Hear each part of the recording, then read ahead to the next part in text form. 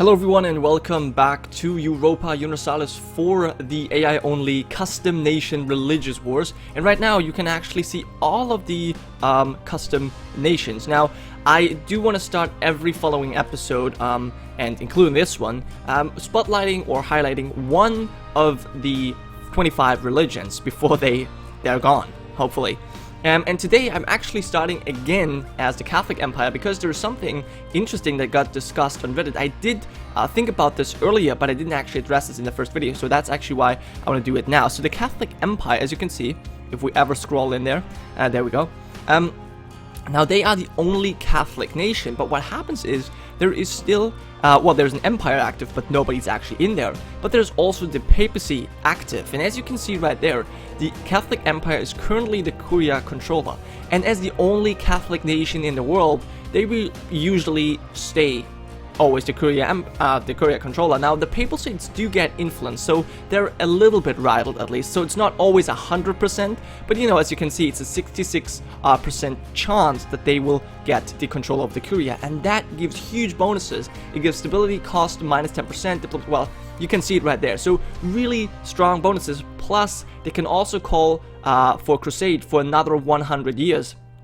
Which can be very, very helpful. So that is definitely a big bonus. Now, also, I should mention, now this is the benefit, but they also have some negative aspects. So, for example, if the Catholic Empire wanted to, colonize over here in Cuba, this would actually give them some penalties because for some reason, this is one of the little flaws of the custom nation creator.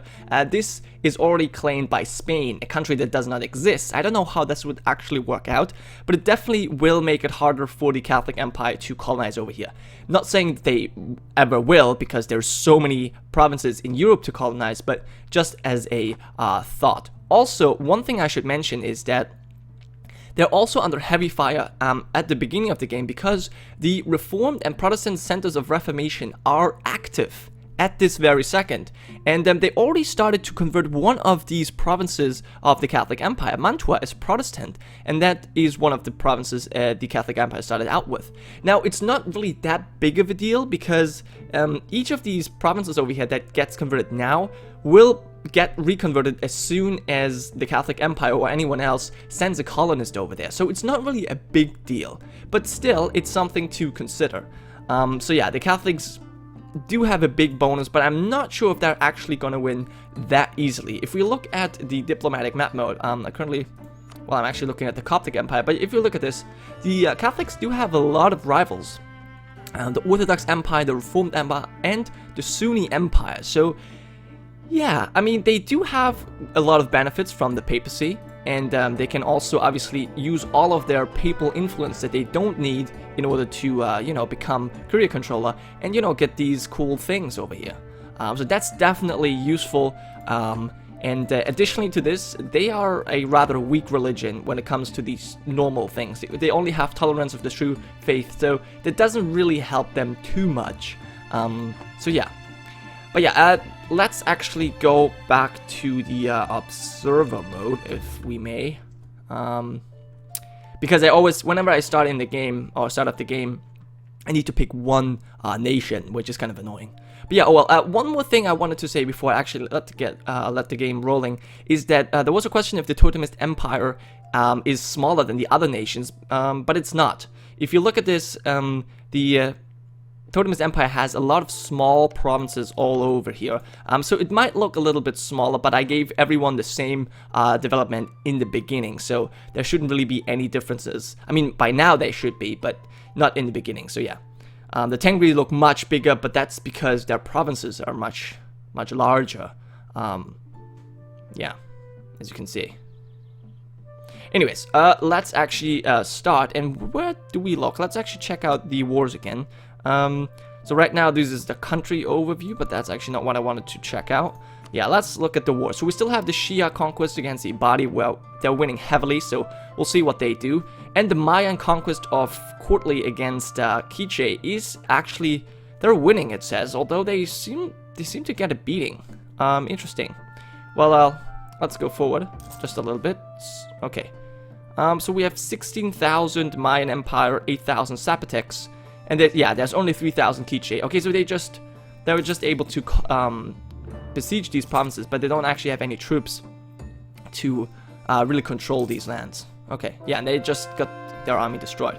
Okay, so yeah, those are just flower wars. There's nothing major going to happen, so I think I'd rather want to see what happens over here with the Ibadi and Shia Empire, because that's probably way more interesting. So yeah, let's continue over here. The Shia winning. Oh, actually no, they got beaten back, and they did not take anything. They did not take anything at all. The war has ended. They did not take a province. And Ibadis, they are back to colonizing Hormuz. Okay, interesting. So nothing actually happened over here. And this war continues. So I guess while we're waiting, we could check out that war. Now, one thing I should say, it's rather unlikely for nations to form alliances, but there are some alliances possible. For example, you know, the Reformed Empire and the Orthodox Empire, they could ally against the Catholics. Or, you know, maybe Reformed and Protestants, well, they hate each other too much, but they could have formed up against the North. So there are some alliances possible, but it's rather unlikely. But yeah, anything else interesting? No, Japan is doing over there. Well, I say it's Japan. It's not Japan, but it looks, well, it's a Shinto empire, but it looks so much like Japan. Okay, let's check out the wars again. Still only that one. All right. Well, let's go forward. Just go forward a couple months. Rajrajani Empire. Now, I do have some lags at the moment, which is a little bit sad. Hopefully, the video quality does not suffer from this, but oh well. Now, the Orthodox, I should say, look at Constantinople. I've actually checked that out off camera. Constantinople has 22 development. Most of the provinces, so every province started out with 11 development, except for Constantinople is now already at 22. Not sure if this is an event, but that definitely helps out the Orthodox Empire quite a lot. So yeah, the Norse are continuously colonizing over there, whereas the Protestants are going the way over to Denmark. Okay. Any other wars that have started? No, there's no war, so let's check out what happened over here with the Mayans. Wow, they completely annexed, well, not completely, but they almost fully annexed Quiche. So yeah, that's good. So they probably are able to reform their faith or pick a new aspect of their religion, and that makes them break or fall apart again. But I think they'll always keep their core provinces, their 10 core provinces. I think they need 20 provinces, and then they fall apart again. So I think next target will be Maya, but they're currently allied to Muisca. Okay, interesting. They're allied to everybody. Well, that's cool. But yeah, they also have, obviously, their two dudes over there. Now, good for these guys, actually, the Nahuatl, Mayan, and the Intis, they actually have the chance to reform their religion in order to get an extra colonist, which is very, very useful. So we'll see if they actually do that. No wars as of yet, which I think is quite surprising. Yeah, the totemists are going to be isolated for quite a while, but, you know, that's just going to give them the opportunity to grow very powerful. Look at all of these provinces they could take. I mean, if this was a player, he would probably just go straight for the coast and then just take all of the coastal stuff as quickly as possible to cut everyone else off. But they're probably not going to do that. Yeah, let's see what they do. Still no wars. Interesting. So let's see where these other people colonize. The Jews are kind of going in this direction. Yeah, they're taking Alexandria. The Sunnis are going for an Al-Andalus, Almohad dynasty thing. The Catholics are also going over here. Currently, Tarragona. Okay. Anyone else interesting? What are the Zoroastrians doing? They're still colonizing this one province, right? Okay. The Coptics. The Coptics, did they take this island? The Coptics took Socotra. Interesting. And I think the Hindus took the Maldives over here. Ah. Oh, and look at this. The Theravadas are going for Malacca. So they don't actually want to have a continuous country. They're actually going for the center of trades faster. Which definitely makes a lot of sense. And yeah, the Shamanists are going straight for the Cape. Very good. Right, the Shinto we have over here. Confucian, they don't really seem to be colonizing. At least, I can't see. No, actually, no, they're colonizing Beijing at the moment. Okay, never mind. And the Tengri Empire just looks massive, even though they're not that much bigger than the others, but it just look amazing. Still no wars, so yeah, I guess just keep going forward. Perhaps I should zoom all the way out, just so we can see if things happen. So yeah, we should be able to see everything now. Good. Now we'll stop occasionally just to check out if there's any wars. The Sikhs are colonizing into India. Okay. Now it does start off slow, but it will go fast, especially once a couple of ideas are passed, because then they will get a free colonist and a second colonist, and obviously they can also pick, you know, exploration and expansion or something like that, which also gives them extra colonists. Look at this, Theravada is going for Makassar now. Wow, they really want to take all of these centers, centers of trade, basically. And the second Zoroastrian conquest of Gore, they really want that province, it seems like. Okay, well, we'll see how that actually works out, because is this still a colony? No, this is now no longer a colony. I think that was the problem they had last time, that this was a colony and they lost the colony rather quickly, and that kind of prevented them from bringing all their troops over. So now this time, I think they might actually have a chance, but it depends. If they have their troops over here taking attrition all the time, I don't know. That doesn't seem that smart, to be quite honest. And it seems like the Shias are getting ready to attack Zoroastrians, but now they're walking away. Okay, so it's still just that war, but they're winning by 13%, mostly because they occupy Kabul. Okay, yeah, they've just taken a fort. Now they did. Oh my God, stupid. They were stupid. Just took a big penalty, declaring, well, not declaring, but marching into mountains right here. Okay. But yeah, it seems like, where's their army? Oh, there we are. They have 32,000 men, but it seems like Zoroastrians have way more. Yeah, they have more than 40 troops. 40,000, obviously. But they did lose Gore. Okay. Still. But they still hold Kabul, obviously. They should definitely take Gore. Otherwise, they're going to lose again. Or at least not win. But yeah, and this is one of the things I didn't want to say in the first episode, but the Sikh Empire seems rather weak in the test run as well. They were the first one to actually get beaten down, and I don't actually know why, because they also have, I mean, they're actually, military-wise, they're probably the strongest out of all of them, because look at this. The Sikh gives plus 10 morale of armies and minus 5% military technology costs, so they should actually be winning. So yeah, but did they just lose a battle? No, actually they won. Okay, they won a battle in Kandahar against Zoroastrians. Now, what do the Zoroastrians have? They get trade efficiency and tolerance. So actually, they should totally lose against the Sikh. But right now, that doesn't look likely. Yeah, they're winning by 15%. And oh, look at this. The Ibadis, instead of actually colonizing all of this, well, they kind of did cut off the Coptics, but they went straight for India. Very interesting. Kind of rivaling the Hindu dominion over there. That's cool. And now the Rajajani and the Confucian border each other, and soon these guys will border each other as well. And look at the Shinto Empire. They're going for their little coastal snaky arm. That's very smart. Mahayana is still isolated, so are the Theravada. They do not want to touch each other. That's fine. And more islands are being colonized by the Hindu Empire. How does it look over here? Did they fall apart once more? No, the Mayan Empire still stands strong.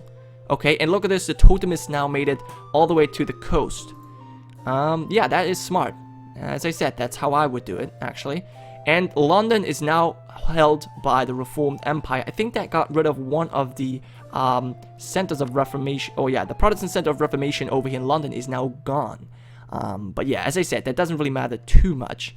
Although, look at this. Yeah, these guys are already Protestant. But this is currently just being colonized.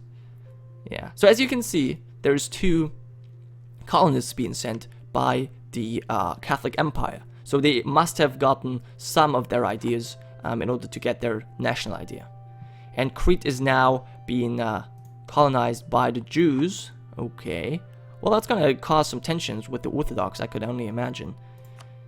Alright, so this war, yeah, I'm not sure if the Zoroastrians really gonna win. They have more men. Kind of depend. Okay, they won a battle. That's good, but they have 21,000 men over there. They're kind of beaten. Well, okay, they're recruiting more men. 17,000 coming. They've taken Gore now, taken more provinces, while they're trying to recapture one of their. And they just did. Okay, they just took one stuff back. Now, if they always have their troops split up, they're gonna get attacked and destroyed. How fast gonna siege Kabul? 14% already. Yeah. The war is over, and once again, the Sikh have defended their territory, but that at what cost, right? Oh, and look at this. The Catholic conquest of Murcia has just started right after this war has ended. So the Sunni Empire is defending against the Catholics. Oh my god. So who has the bigger fleet? Actually, the Catholics do. They have 6 heavies and, wow, 29 transport ships. Now, these guys have 9 heavies, however. That's a big difference. Well, they have 12 galleys. So I wonder who would actually come out on top in this naval battle here. So the Catholics have their troops over here, and they're currently preventing the Sunnis, yeah, from sending anyone over. So I wonder if they're gonna have to battle them. I don't know. If they pick their troops up and send them to the Catholic homeland, they're gonna have a problem. But now they're actually sending their 34,000 men over to Tangiers. And now there's the big naval battle, and it seems like the Catholic are actually destroying the Sunni fleet. Yeah, they are. Although the Catholics no longer have any heavies. They still have 4 heavies. They have 1 heavy. And the Sunnis have 4 heavies. So, I don't know, but they only have 9 ships. They have 36, so I think they're gonna win. Yeah. So if they actually win these battles here, and it seems like they had some troops on their ships when they got destroyed, so they only have 22,000 men, no match against the Catholics. Wow. Wow, that is actually quite cool. So the Catholics might actually beat the Sunnis and push them out of their lands over here.